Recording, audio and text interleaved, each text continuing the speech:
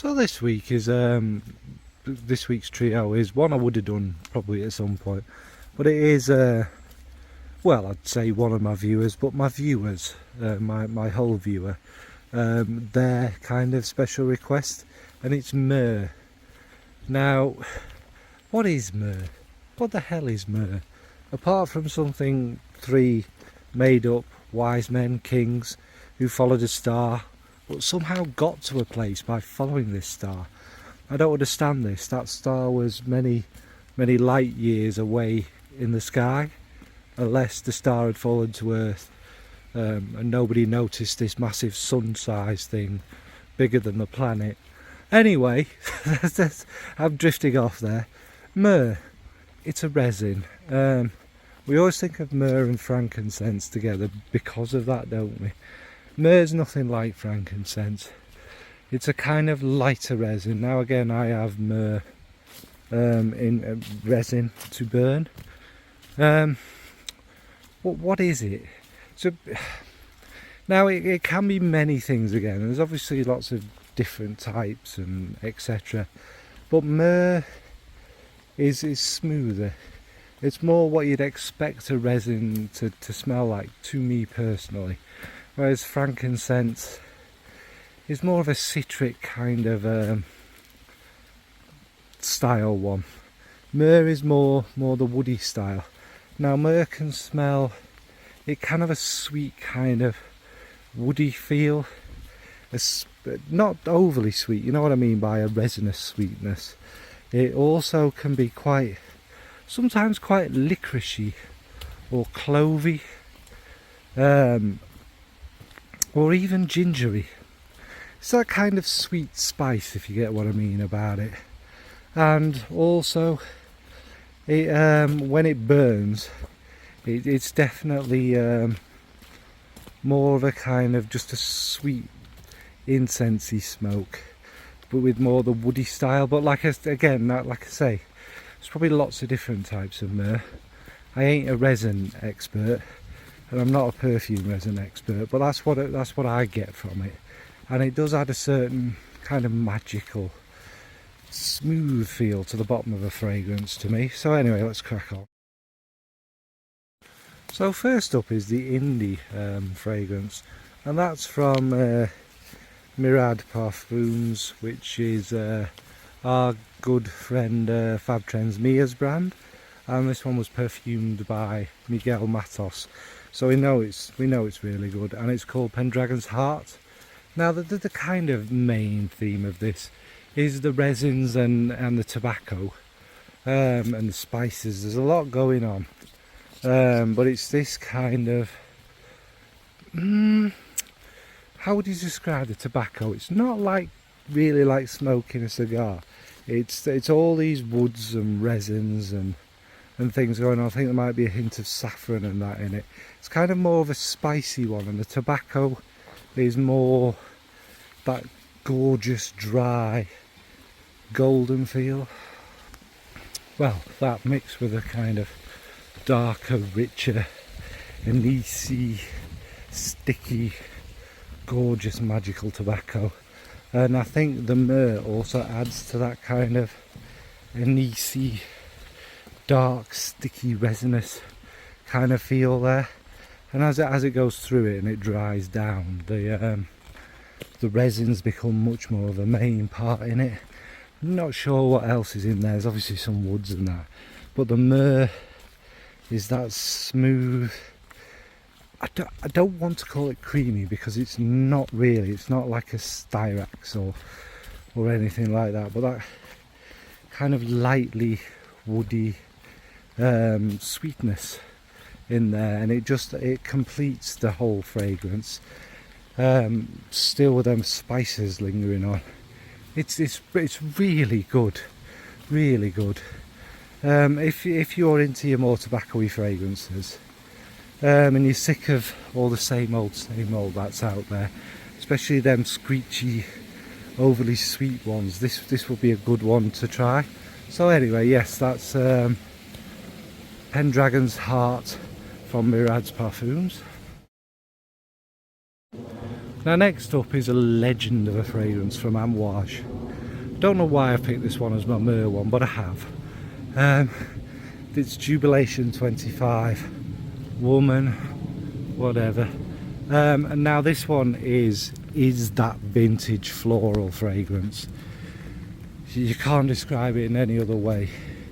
It transports you back in time. Maybe the point was to go back to them days when Amouage first appeared. It is kind of this mixture of pissy florals. I'm not going to say anything else. Indoles. The civet is really kind of very big and strong and noticeable in the beginning. Oh, and it has that kind of lovely classic dirty feel about it, mixing with all them florals and the spices, and it's so good. It will transport you back in time. It's unapologetically that's what it is, but it's Amouage, so there's a lot of beautiful smooth resins and such like in it. I'm not 100% sure if there is frankincense in this one, but the myrrh again gives that dark sweet woody touch in the bottom, and as it dries down, obviously them kind of dirtier notes do dissipate, but it keeps the warmth of the you know, civet kind of warm bum feel nicely in there. And I think the myrrh is a perfect note for kind of absorbing that and kind of making it, it's hard to describe what I'm saying. It's like the myrrh has absorbed all them fragrances and it still smells of myrrh, but they're all in there still, and if you sniff that piece of myrrh you get the whole fragrance in there. It's like the holding note, obviously with some of the other base notes, but yes, it's a magnificent fragrance and a good example of an older style myrrh, I suppose. So that's Jubilation 25, woman from Amouage. And finally, for the designer, it is it's one that is long gone now, sadly, but it's probably the one we all consider the greatest of the flankers of Mugler's Alien. It's also the most kind of appropriate, best flanker, if you like. It seems to fit the DNA really well. Now there are other slightly similar versions of this that are supposed to be quite the same as this. I can't even remember what they're called off the top of my head, but this is the Essence Absolute anyway, is the one we all crave after. Thankfully I'm lucky enough to own some.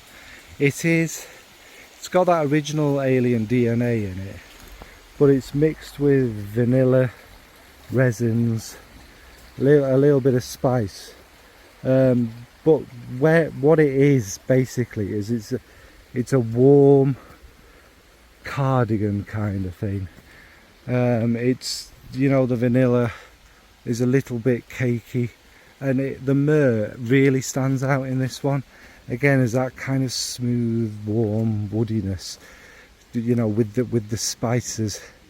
Does it have a little bit of a kind of very soft cloviness? Now there's not cloves in this one, so I'm not mixing that up, but a very soft smooth cloviness, you know, like you've popped some cloves into a milkshake or something. It's not lactonic, don't worry, but that's kind of how I see it in my mind. That's what that base smells like, and it dries down again where the myrrh shines the most, and it's kind of musky, that tiny bit of the original DNA, and all them warm vanillic resins. There's benzoin probably in this as well, and the myrrh just providing that little sweet woodiness in there. So that's Alien Essence Absolute from Mugler. So yeah, that was just obviously a brief trio. Like I say, myrrh is very rarely a main note. There is that Tom Ford one or whatever, but again, even that, I have smelt that in store, and another one is the Armani myrrh one. It's very nice, but it needs other things with it, otherwise it wouldn't be overly anything interesting, if you get what I mean. Myrrh to me is an element of a fragrance. It's something that adds that smooth, elegant richness. It also, like I said, seems to be like a stone sponge that absorbs everything else. You know it's there and you can smell it, but it's absorbed all the other things in it, which is why in a fragrance with lots of other things in it, it's not always the easiest to pick out. You know, like I say, sweet woodiness or slight kind of gingery, anisey cloviness maybe. That'll be a myrrh. So yeah, anyway, what about you? What's your favourite myrrh fragrance? Do you have a favourite resin? Do you have any other resins like that, like an old duty resin that you really love, that seems to become like a pillar, a part of a fragrance, just a thread through it, if you get what I mean, rather than a dominant note? Alright folks, thanks, bye.